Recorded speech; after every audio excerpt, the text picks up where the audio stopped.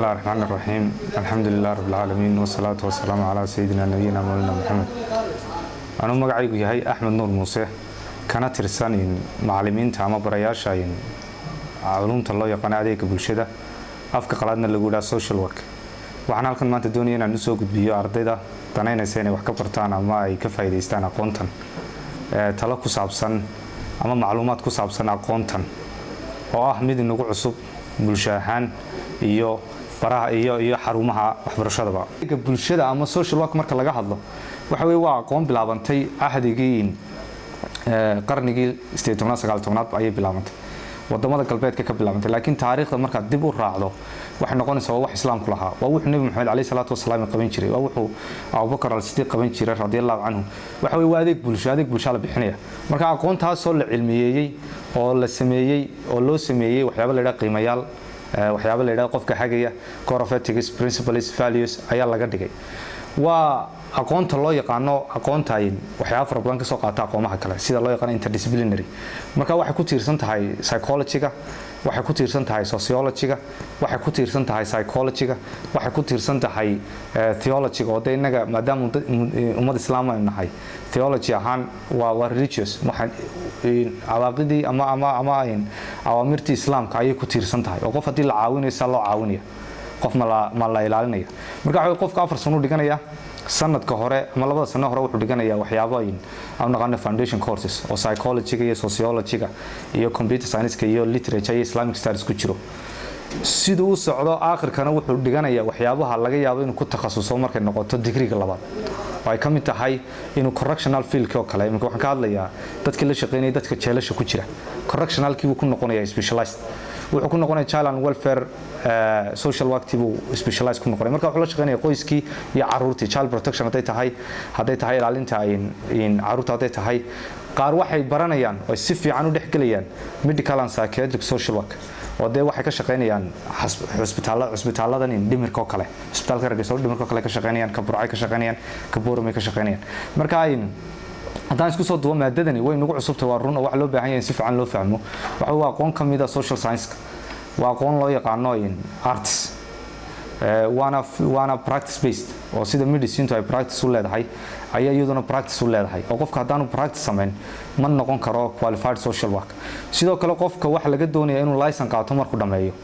oo imka dalkeena waxa jiro aan sameynay association-kaas wuxuu ilaalinayaa qofkan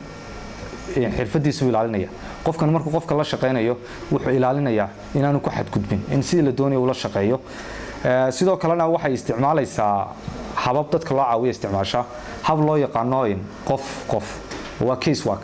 marka qofkii dhibaatadu haysatay wax loo caawinaya kaliba loo caawinaya hadii la helo koox isku dhibaata meel ka wada imanayana wax loo caawinaya si kooxeed oo wax loo yaqaan group work method hadii la doonayo bulshadan in la caawiyo ama imka tusaale ahaan oo kale IDP hadii la doonayo in isbedel lagu keeno community organization wax la yiraahdo la sameeynaya saddex kala jira hab oo qofka social worker ku shaqeyn karo wax loo yaqaan social action oo qofku wuxuu sameyn karaa social activism wuxuu u doodi karaa ama wuxuu ka hortagi karaa dhibaato ama wuxuu doodi karaa cid la dulmiyay waxa kale oo sameyn karaa research social work research balada waxa kale oo jira talixaad wax noqonaysa social welfare administration qofku wuxuu maamulaya xarun adeeg bixineed oo haduu management buu galaya oo imka kale hospitalka kale qofkii maamulayay buu noqonaya local NGO service bixinaya wuxuu noqonaya qofkii maamulayay marka lixda waxba qofka lagu tababaraya lixda waxba wax loo tababaraya qofku inuu meeshii kolba ku soo hagaagto uu ka shaqeyn karo haduu qof caawinayo qofku caawinaya kaliya ku caawinaya haduu koox caawinayo kooxdii ku caawinaya haduu community dan ama bulshadan doonayo inuu isbedel ku keeno bulshadu wuxuu isticmaalaya methodskaas marka wax qoran buwaagteedii way yaalaan macalimiinta laftoodu waa macallimiin iyaga lagu tababaray aqoon ahaan ka soo jeeda bahda social work-ta marka laakiin waxa jira koorse kale ku dhex jiro logo kale waxa weeye waa qayb muhiim ah ayuu ka qaataa haddaan social legislation ka hadlano constitution-ka ardada barnaa social legislation kan barnaa waxaan barnaa human rights kan barnaa minority rights ka la baraa all conventions ka jiro dhan baa la baraa islamic studies ki baa la baraa oo taariikhda islaamka iyo qaacidooyinka iyo shuruucda islaamka oo dhan baa la baraa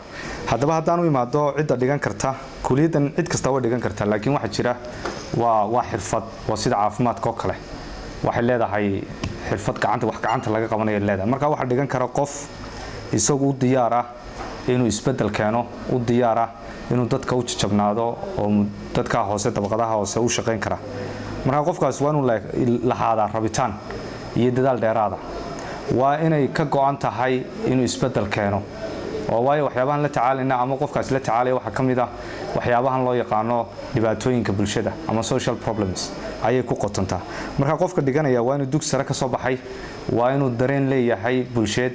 waa inuu dardar leeyahay waa inuu leeyahay wax qabasho isagu nafsiina ujeedooyinka loo asaasayna waxa kamid ah inay ka qayb qaadato horumarka qaranka loogu jiro in la dhiso dhinac kastaba laga dhiso waayo adeeg bixintu waxyaabaha ugu muhiimsan haday caafimaad tahay haday tahay dadka dhimirka qaba haday tahay dadka naafada haday tahay ciyaalka yar dariiqyada taagtaagan haday tahay kuwa jeelasha ku jira waxa loo baahan yahay dad la shaqeeya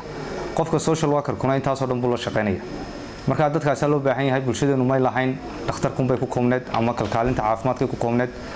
marka qofkii dhimirka qabo kale hadii la caawinayo way qof ka hooseeyo in la helo marka waxyaabaha kalifayn maadadan la bilaabo waxa kamid ah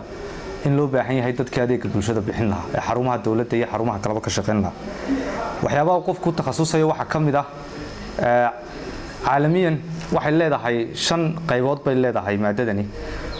qola waxay la shaqeysaa ama ay ka shaqeynaysaa dhakhaatiirta iyo meelaha lagu daweeyo dadka dhimirka qaba qolana waxay la shaqeynaysaa qoysaska iyo caruurta oo family and child welfare balada qolada kalena waxa la yiraahdaa medical and psychiatric social workers qola waxay ka shaqeynaysaa xarumaha jeelasho kale ama xarumaha dhaqan celinta oo correctional social work balada qolana waxay la shaqeynaysaa horumarinta miyiga iyo magaaladaba oo community and urban development balada qolada u dambaysa iyaguna waxay ka qabanayaan waxay noqonayaan baarayaal oo research bay sameynayaan oo qofkaas ama wuxuu noqonayaa educationist oo fiilalkii waxbarashada ayuu ku soo biiraya ama baaritaan buu sameynaya marka intaas waa inta ay leedahay imka ardayda ku jirta waa 3 lood waxa weeye waxyaabaha ay sameeyaan waxa kamid ah waxay dhamaantood tagaan week 2 jeer bay tagaan ama mar bay tagaan adeeg bixiyaasha loo yaqaan local NGOs-ka ama xarumahan kale hospitallada kale meelahan dadka naafada lagu daryeelo meelaha caruurta lagu daryeelo ay kamid tahay Maxamed Mooge Rehabilitation Center sidoo kale local NGOs-ka dhan bay la shaqeeyaan marka waa qasab inuu qofku saacado go'an soo shaqeeyo wixii kalaaska lagu dhigayay uu dabaqo uu tago fiilka oo uu soo dabaqo lagu ilaaliyo lagu eego lagu qiimeeyo haddaan ka warramo xagga waxaan loo yaqaan career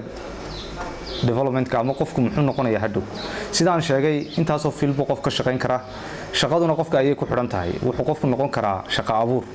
waxyaabaha aan ku dadaalno ay ka duwan tahay korse kale wax weey qofka in loo diyaariyo markuu soo baxo inuu shaqo samaysan karo isagu shaqo abuuri karo oo hadduu la iman karo waxyaabahan loo yaqaan community initiatives inuu dad wax u qabto uu sameyn karo sidoo kale waxa uu ka shaqeyn kara xarumihii adeeg bixiyaasha oo dhan oo baahi gaar ah u qaba oo aanay jirin dad khibrad u leh adeeg bixin oo imika jooga way hore u meena bixi jirin macluumaadkan markaas daraadeed meel badan buu ka shaqeynaya waxaan ku soo koobi lahaa intaasaan ku soo koobi lahaa maadaama runtii waa maada aad u muhiim ah waxaana loo baahan yahay